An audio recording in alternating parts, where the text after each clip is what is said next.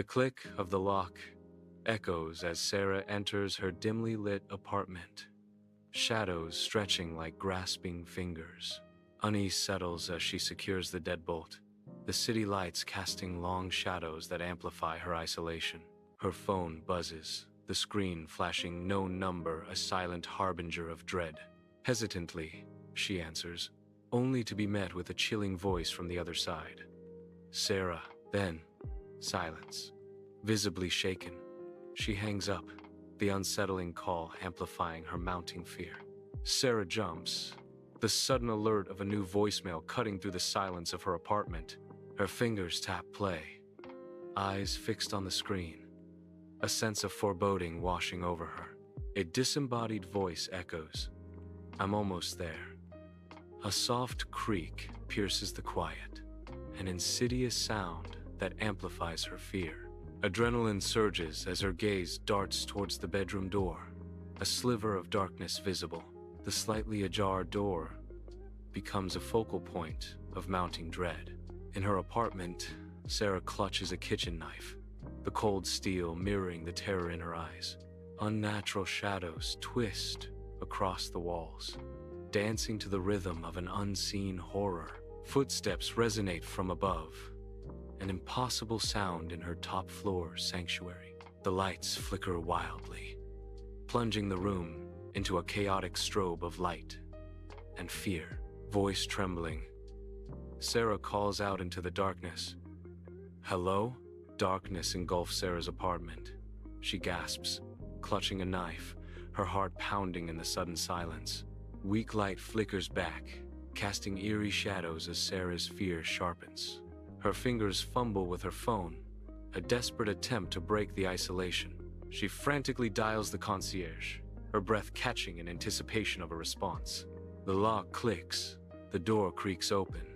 Sarah melts into the shadows, a glint of steel in her hand. Footsteps echo, slow and measured, each step a hammer blow in the tense silence. Her phone vibrates, a silent scream in the darkness, but it's too late. The shadows deepen, concealing her as the footsteps draw nearer, closer to the waiting knife. A dark shadow looms in the doorway, its ominous form a stark silhouette against the faint light. On the tile floor, a phone vibrates, its brief glow revealing Sarah's vulnerable position. The intruder moves with terrifying speed, a predator closing in on its prey. A chilling declaration cuts through the silence. "I see you." Sarah's scream shatters the night, a desperate cry of terror. "Ah!" Heart pounding, Sarah darts into the cramped utility closet, seeking refuge from unseen pursuers. She pulls the door shut, the click a fragile barrier against the approaching threat.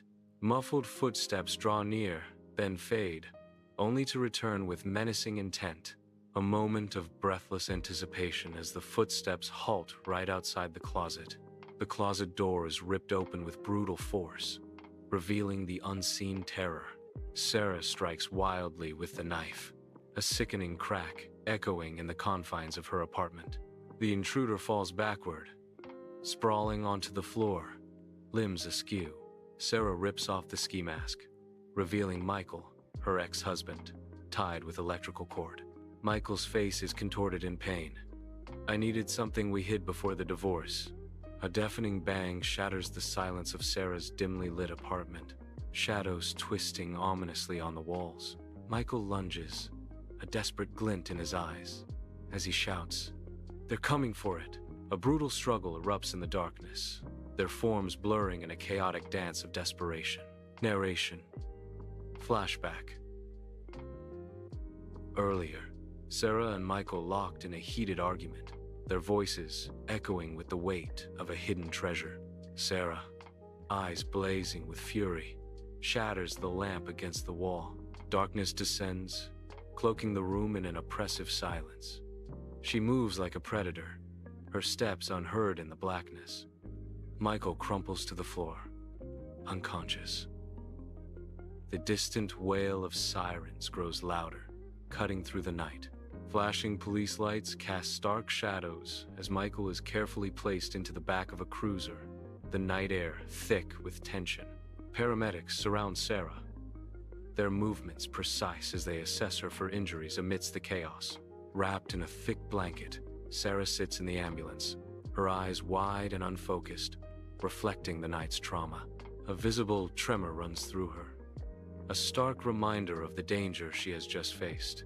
The scene is surreal, painted in alternating shades of red and blue, a silent testament to the night's harrowing events. Inside the ambulance, the sterile scent of antiseptic stings her nostrils. Michael's number flashes across the phone screen, an unwelcome interruption. She answers, her heart pounding in her chest, only to be met with dead silence. A faint, strained voice breaks the silence. "I'm still inside." Her breath hitches, a wave of dread washing over her as the reality sinks in.